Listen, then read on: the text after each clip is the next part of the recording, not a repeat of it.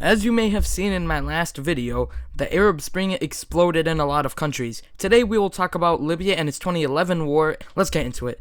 It began because, well, the Arab Spring. Some other reasons why is because Gaddafi was very oppressive and authoritarian when it comes to politics and democracy. So I'll just recap it. So a dude in Tunisia burned himself alive due to corruption rampant in many Middle Eastern countries. The self-immolation was a spark for protests. One was in Libya, the leader Muammar Gaddafi, who was leading for 42 years.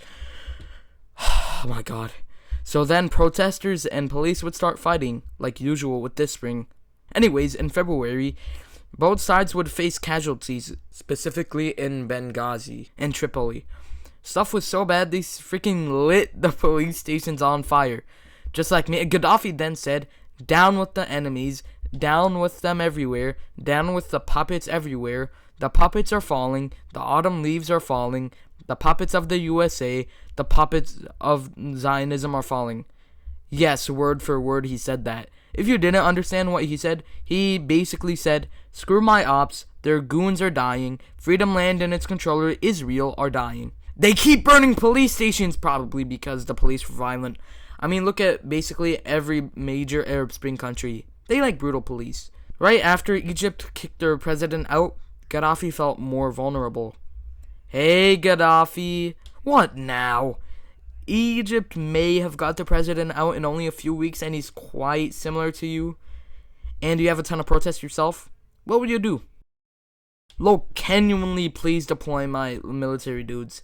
So what happened? They deployed the goddamn Air Force to take out protesters. I don't think they need that much, but anyways, this somewhat paved the way for international protests to take place. People in New York, London, Paris, and other cities were protesting. BP, which is British Petroleum, cut off contact with Libya, which was a huge deal because Libya was a very big producer of oil. Libya's deputy foreign minister kept denying about any massacres and blames it on Al Jazeera, which is a news source, saying, quote unquote, "What do you gain from our coverage? More employees?" Because Libya was being very undelightful with their planes, they got hit with a no-fly zone. In March, opposition groups popped up in the east, in that Benghazi city I talked about. They had wanted, well, to overthrow Gaddafi. Gaddafi still controlled Tripoli, which is the capital. Pretty cool, right? I have no clue. Former minister for Gaddafi turned on Gaddafi and was the lead dude for the ops of Gaddafi. Sorry for the rain sounds, it's kinda raining right now. But then Secretary of Defense Hillary Clinton, to help, Clinton said, "We'll give assistance," sort of. In March, everyone, and I mean everyone, students, doctors, artists, lawyers, athletes, even Islamists, went on to fight Gaddafi. Remember, most of these people are not experienced for war. Guess what happened? Rebel forces kept popping up. Is it over? Kinda. What did Gaddafi do? Said he'll crush the revolt. And said they're on coffee and drugs. I'm not lying, he said that. Saudi's news source, which is Al Arabiya, said that Gaddafi will end up in 3 situations: death, death but self-inflicted, and vanishing. They most likely said it won't be the third one. So I hope you sleep well with that fact. Gaddafi kept trash talking about the protesters, like always, then tried to blame them for being bad people, which, who knows? Maybe they are. Gaddafi started executing wounded protesters in the hospital, which is very undelightful. A bit later, a U.S. diplomat accused Gaddafi of supplying soldiers with certain drugs to encourage... If you haven't noticed already, we're already in the Civil War. Anyways, even some of Gaddafi's dudes switched up harder than Italy did in World War II and joined the ops of Gaddafi. When I mean some, I mean a ton. A lot of the dudes combine way more than a ton, but that's besides the point. Remember Benghazi was basically the stronghold of the rebels? It's March now. Guess who's knocking on the door? Open up! No! Hey citizens, get the hell out of here so you don't die. I'm gonna bomb you! Don't you think that's a bit stereotypical? Oh, you're right, my bad.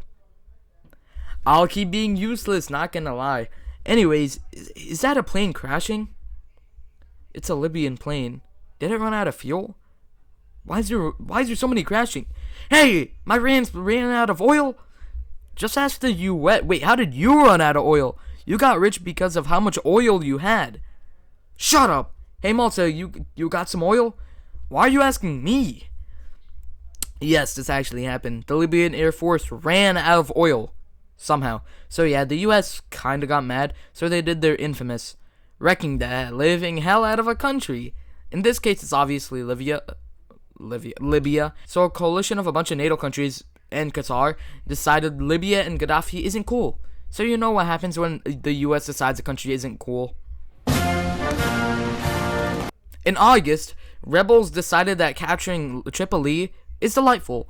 Want to know what they did? Exactly that. They stormed Gaddafi's compound. They didn't find him, but they did find Gaddafi V2, which is his son. The war is almost over. Then, in October, the rebels found undelightful chemical weapons owned by Gaddafi while searching for him. Apparently, Gaddafi got rid of said chemical weapons in 2004, but what did you know? A politician was lying. Have you ever seen a politician lie?